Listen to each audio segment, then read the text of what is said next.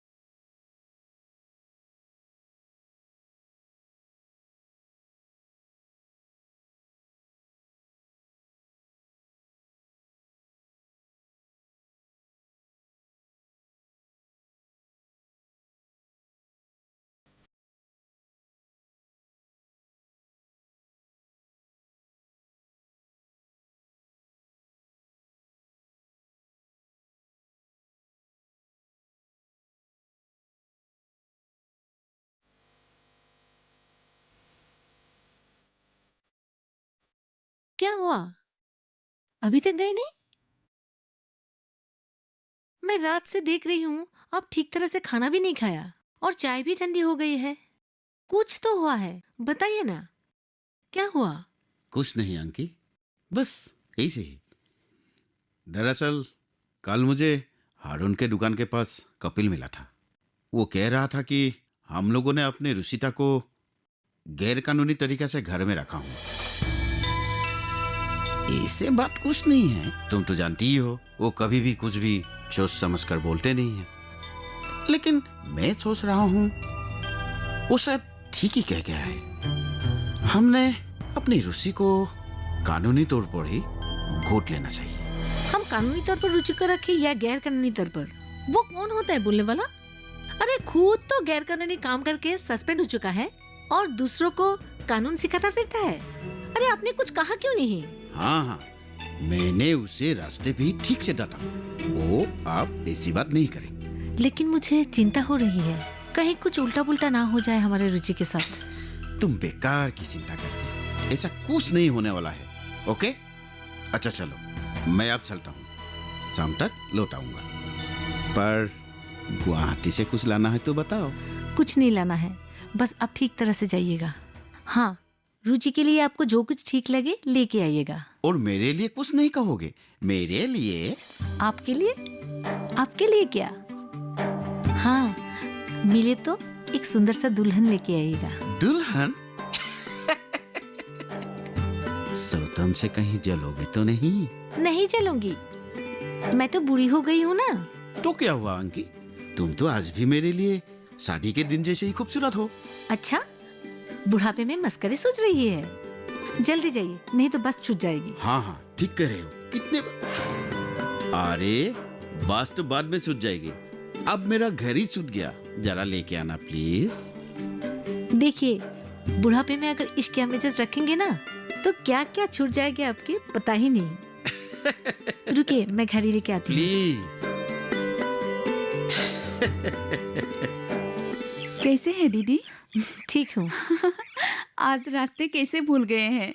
नहीं, रास्ता भूली नहीं, रास्ता भूलवा दिया गया है। सो कैसे दीदी? वो ऐसे कि किसी ने मेरे जिगर के टुकड़े को अपने पास रख लिया, उसी की तलाश में मैं यहाँ आ पहुँची।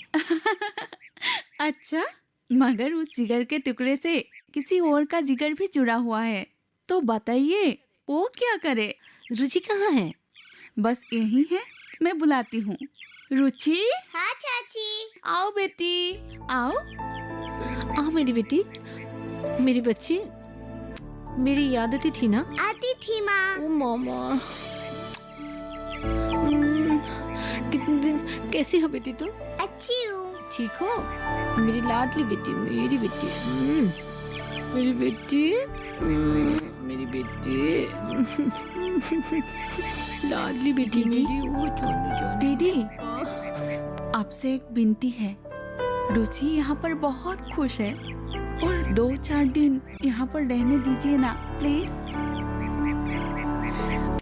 रुचि आओ। ठीक है मेरी लाडली बेटी।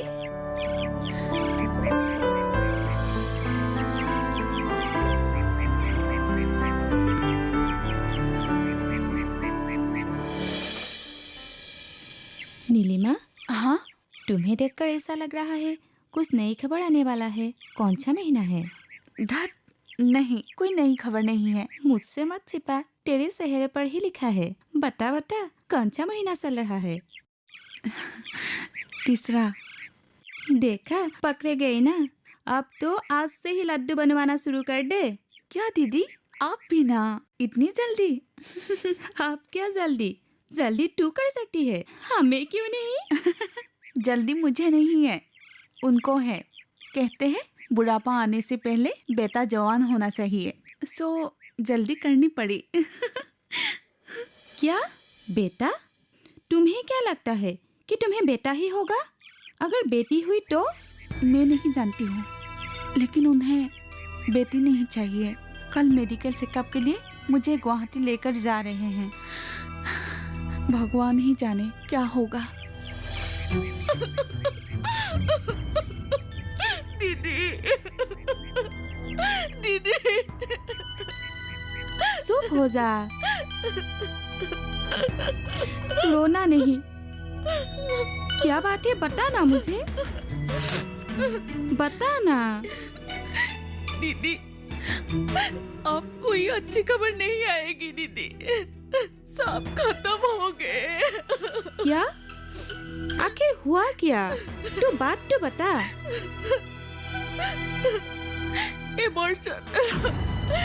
एबॉर्शन दीदी, कल एबॉर्शन हो गया। क्यों? क्योंकि लड़की थी दीदी। क्या? क्या कहा? लड़की थी इसलिए एबॉर्शन? हाँ दीदी, मैंने बहुत मना किया था, लेकिन वो नहीं माने मेरे बात। अच्छा, तू मुझे उस नर्सिंग होम का पता दे, मैं मजा सिखाती हूँ। तेरे मना करने के भी बावजूद उन्होंने ऐसा कैसे कर सकता है? उन्होंने तो ये भी कह दिया कि अगर मैं एबॉर्शन से मना किया और लड़की को पैदा किया तो वो मुझे तलाक दे देंगे। और तू डर गई? मेरा तो कहना है ऐसे पतियों के साथ रहने से जिंदगी भर कुंवारी ही रहना अच्छा है। ऐसा पतिया हमेशा पत्नियों को डराते ही रहते हैं तलाक की धमकी देकर।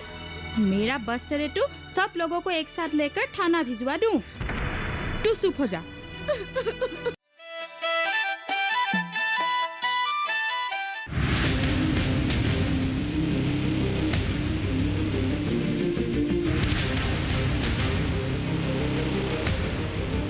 जब तपती है धरती, सूरज उगलता है आग, ठंड में जब सर्दी जमा देती सबके हाल, सब छुप जाते अपने अपने घरों में, तब बाहर निकलता सिर्फ एक इंसान, भरने के लिए हम सबका पेट, खून को पसीने की तरह देता बहा, थक जाता, झुलस जाता, हो जाता बीमार, तब उसकी सेहत का ध्यान रखता सिर्फ डीडी किसान।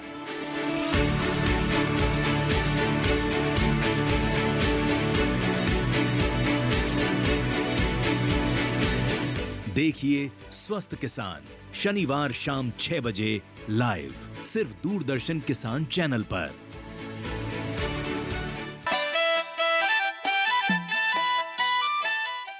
नीलिमा, नीलिमा, नीलिमा, तुम क्या सोचती रहती हो? कुछ पता नहीं चलता है। नीलिमा, तुम चिंता मत करो। इस बार लड़का नहीं हुआ तो क्या हुआ, अगली बार देखना जरूर होगा। भगवान हमारे जरूर सुनेगा। कुछ भी नहीं सुनेगा भगवान। भगवान क्या सिर्फ लड़का देता है तो लड़की कौन देता है? तो बताइए, भगवान की एक डेट को मौत दे के आए हैं आप। कहते हैं भगवान हमारी सुनेगा। अच्छा ठीक है नीलिमा, अभी तुम्हारी तबीयत ठीक नहीं है, तुम थोड़ा आराम करो। हम बात बाद में करेंगे, ठीक है? नहीं करूंगी बात, कुछ भी बात नहीं करूंगी। आप मुझे तलाक देना चाहते हैं ना? लड़का ना हो तो आप मुझे तलाक दे देंगे ना? तो ठीक है, आपके साथ। देखो नीलू, देखो तुम वहां ज्यादा ना बोलो, इसलिए मैं ऐसे बोला था। अरे मैं तुम्हें तलाक दूंगा? क्या बोल रही हो तुम? नीलू, मैं तुमसे बहुत प्यार करता हूं, तुम जानती हो ना। अरे, तलाक के बारे में मैं कैसे सोचूंगा? I love you. मैं आपसे बात नहीं करना चाहती हूँ, आप यहाँ से चली जाइए। जाइए आप यहाँ से, मुझको अकेले छोड़ दीजिए।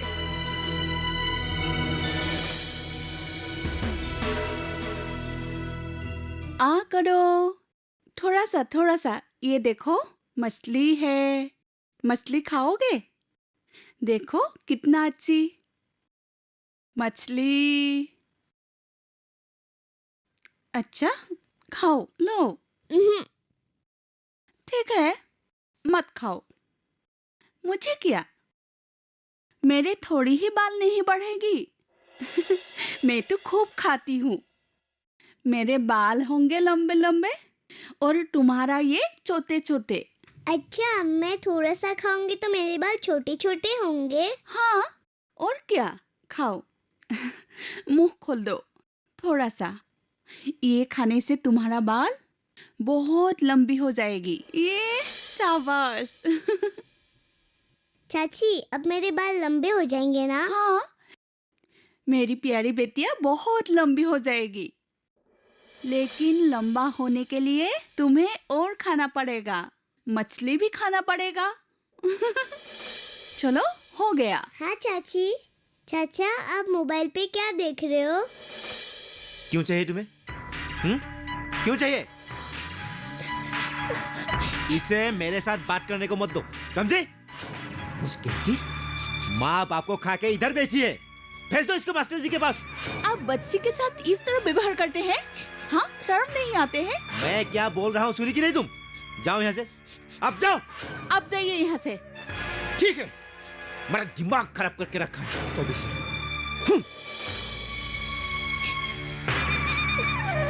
ना बेटी, मत रो, मत रो।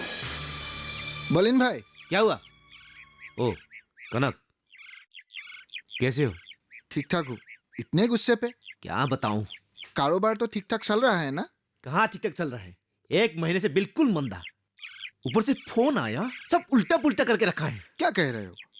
भला तुम्हारा मंदा कैसे चल सकता है? अरे सरकारी प्रोजेक्ट है, ये तो साल भर चलता ही रहता है। और जो तुम सप्लाई दे रहे हो वो तो सभी को चाहिए। सो तो है। अच्छा, तुम जा कहाँ रहे हो? मास्टर जी के घर जा रहा था। बहुत दिन हुए ऋषि को मिले हुए। बिन माँ बाप की बच्ची है ना, इसीलिए चिंता लगी रहती है। ऐसे मास्टर जी के घर कोई चिंता की कारण नहीं, फिर भी उसे क्या देखना, वो तो मेरे घर में पड़े रहते हैं और दिन भर मुफ्त का खाना ठूसती रहती है। अरे बच्ची के बारे में ऐसा क्यों बोल रहे हो? तुम उसे बच्ची कहते हो? बच्ची? मनहूस कहीं की, मनहूस है। लड़का होता तो अलग बात था। ऐसा क्यों बोल रहे हो? ऐसा कोई फर्क नहीं, आजकल ऐसा नहीं है।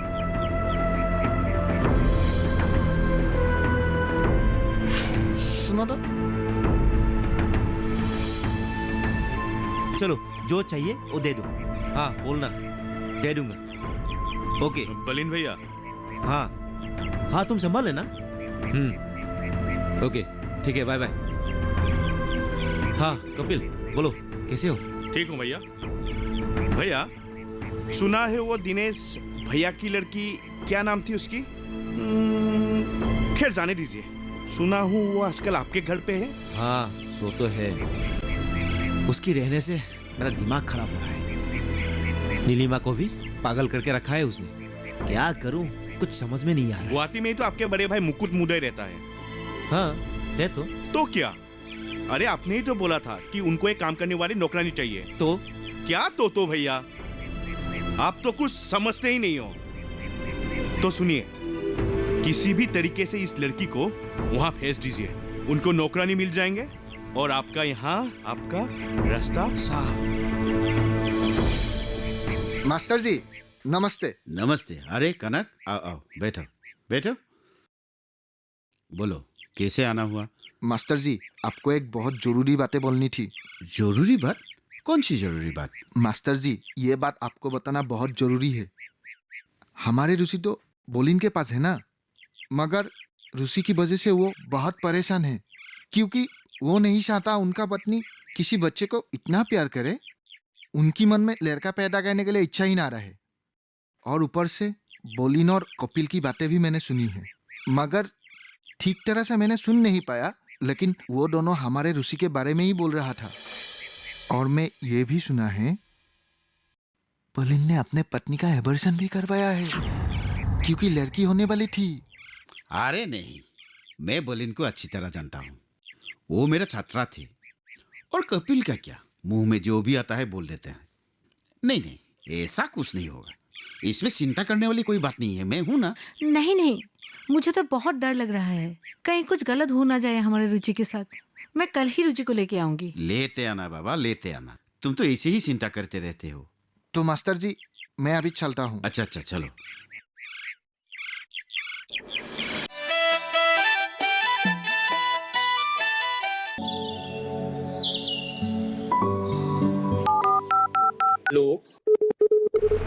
कार्यक्रम के पहले कॉलर जुड़ के होंगे। इस बीच हमारे पास कुछ ईमेल्स भी आए हैं। सवाल पूछिए अपना।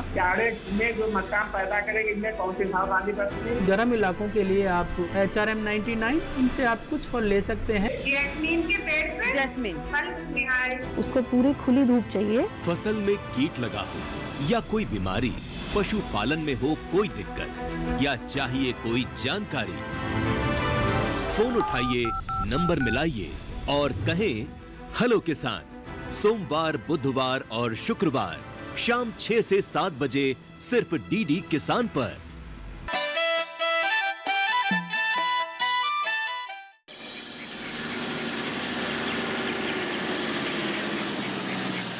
मास्टर जी। अरे बोलिन, बहुत दिन के बाद दिखाई दे रहे हो। आजकल बहुत व्यस्त हो ना, अभी कहीं जा रहे हो क्या? थोड़ा बहुत व्यस्त हूँ, एक काम चल रहा है, वही साइड से होके आता हूँ। अच्छा अच्छा, सुनाओ, घर में कैसे हैं? सब कुशल मंगल है ना? हाँ है, भगवान भरोसे चल रहा है। अच्छा बोलिन, मैंने सुना है कि तुमने अपनी बीवी का दूसरी बार एबॉर्शन करवाया है, क्योंकि लड़की होने वाली थी। ये सच है क्या? नहीं मास्टर जी, आप तो मुझे जानते हैं। क्या आपको लगता है मैं ऐसा कर सकता हूँ? अरे मेरे लिए तो लड़का लड़की में कोई अंतर ही नहीं है, कोई फर्क ही नहीं है। अरे ये तो भगवान की दान है। लेकिन दरअसल ये हुआ, नीलिमा के पेट में कुछ गड़बड़ी थी। मैं डॉक्टर के पास लेके गया, डॉक्टर ने बोला कि एबॉर्शन कराना पड़ेगा। सो डॉक्टर की कहने पर ही मुझे एबॉर्शन करवाना पड़ा। और अभी मेरे नसीब में नहीं है, क्या करूं? चाहता तो मैं भी था, अभी मैं भी दुखी हूँ। अच्छा अच्छा, ये बात है। मैं तो कुछ और ही सुना था। अच्छा, कपिल ने हमारे ऋषि के बारे में तुम्हें कुछ कह रहा था क्या? अरे क्या कह रहे हैं आप? किसने कहा आपको? नहीं, मैंने सुना था। हाँ, वो कुछ कह रहा था, लेकिन मैंने नहीं सुना और उसको मैं अच्छी तरह डांट भी लगाया। बहुत अच्छा किया तुमने। एक कपिल जो है ना, ये अच्छा लड़का नहीं है, जरा उससे बच के रहना। अच्छा चलो, मैं चलता हूँ, मेरा काम है।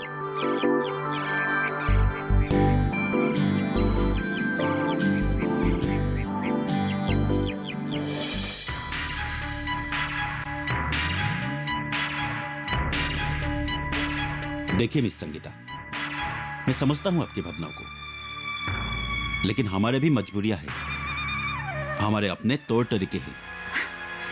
आप मुझे ये समझाइए, ऐसे तौर तरीका का क्या फायदा जिसकी वजह से आप कोई सही काम न कर पाए?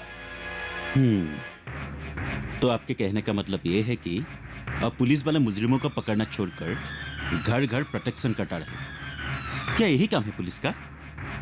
इसके लिए तो आप लोग जैसा समाज सेवक है ना, ये आप लोगों का काम है। हमारा तो अपना प्रोटोकॉल है, अपना काम है। ठीक है, पर शायद आप ये भूल रहे हैं कि लड़कियों के प्रति जो अपराध बढ़ते जा रहे हैं समाज में, उन्हें ना होने देना भी पुलिस की जिम्मेदारी है। अपराध हो जाने के बाद केवल कार्रवाई करना नहीं। चलिए, थोड़ी देर के लिए मैं आपकी बात मान लेता हूँ। तो आप बताइए, ऐसे अपराधों को रोकने में जब आप जैसे समाज से भी सफल नहीं हो पाए, तो क्या गारंटी है कि इसमें पुलिस सफल हो जाएंगे? नहीं नहीं, मैं सिर्फ इतना चाहती हूँ, अगर पुलिस डिपार्टमेंट हम लोगों को थोड़ी सी भी मदद करे तो ऐसे अपराधों को रोकने में हम लोग जरूर सफल होंगे।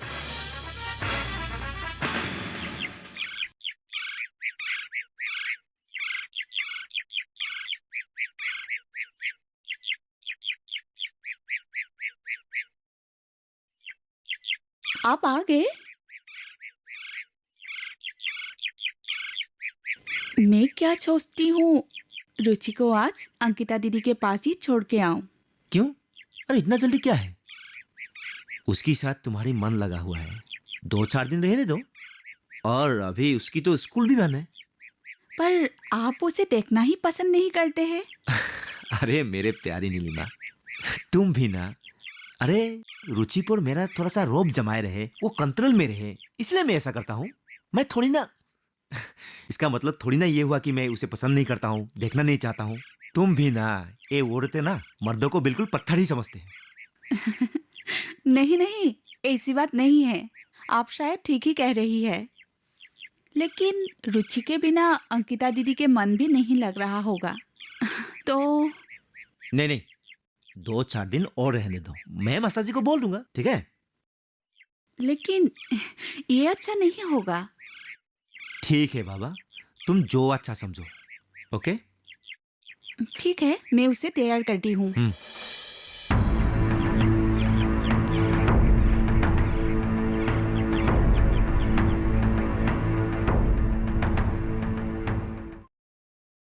जी नमस्ते।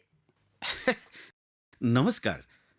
क्या मैं प्रधान शिक्षक परेश चंद्र लाकर जी से मिल रही हूँ? जी हाँ, मैं ही हूँ, परेश चंद्र लाकर। बताइए, बैठिए। जी शुक्रिया। क्या बात है, बताइए। दरअसल मेरा नाम संगीता बर्मन, मैं एक सामाजिक कार्यकर्ता हूँ। अगर आप इजाजत दे तो मैं आपका थोड़ा कीमती समय लेना चाहूंगी। हाँ हाँ, क्यों नहीं, बताइए। मैं गांव की लड़कियों की स्थिति सुधारने के लिए जागरूकता फैलाने की काम कर रही हूँ। अरे ये तो बहुत अच्छी बात है। अच्छा कहिए, मैं आपकी क्या मदद कर सकता हूँ? मुझे ये पता लगाने में आपकी मदद चाहिए किन परिवारों की बच्चियाँ किसी भी कारण से अशिक्षित और घरेलू अत्याचार से पीड़ित है। मैं इस इलाके में ग्राम स्तर पर एक डाटा तैयार कर रही हूँ जो अलग अलग सरकारी एजेंसियों को भेजी जाएगी ताकि लड़कियों की हर प्रकार की मदद की जा सके। अरे वाह, आपने तो ये बहुत अच्छी काम कर रहे हैं। अच्छा मैडम, मैं इसी विषय पर एक पूरा लिस्ट आपको बना के दूंगा। हाँ। अब 2 दिन बाद आके ले जाइए जी। और इससे क्या होगा, आपको काफी मदद मिलेगा। हाँ, बहुत बहुत शुक्रिया आपके। तो मैं अब चलती हूँ। चलिए।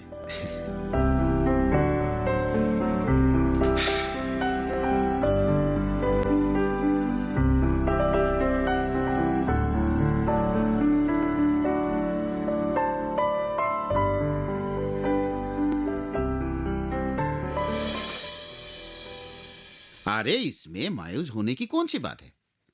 देखो, आजकल बेटा और बेटियों में कोई फर्क नहीं होता है। आजकल तो बेटियां सब कुछ कर सकते हैं जो आज से कुछ साल पहले तक सिर्फ बेटे करते थे। अरे यार, हमारा समाज अभी तक इतना खुले विचार वाला नहीं हो सका है। तुम और मैं मानने से क्या होगा, और शहर के कुछ लोग मानने से क्या होगा? बेटी के माँ बाप को अभी तक भी लाचार माना जाता है। और तुम्हारा विद्यालय में भी देखो ना, कितनी बच्चियां हैं तुम्हारे स्कूल में। हाँ भाई साहब, ये तो बिल्कुल ठीक ही कह रहा है। लड़कियों के पास 100 झंझट है, ऊपर से शादी ब्याह भी एक तो समस्या ही है ना। हर वक्त दिमाग में यही बात रहती है कि बेटियों को दूल्हा कैसे मिलेगा, उसका घर परिवार कैसा होगा। बस शिक्षा के बाद तो केवल बेटों के लिए ही है ना। आप ठीक कह रहे हो, लेकिन ऐसा ज्यादा दिन नहीं चलेगा, हमें बदलना होगा। लेकिन भाई साहब, आप तो शिक्षक है, लोगों को समझाएंगे तो लोग समझेंगे ना। ए जी, ए जी, कहाँ खो गए? लीजिए, चाय पी लीजिए। लाओ।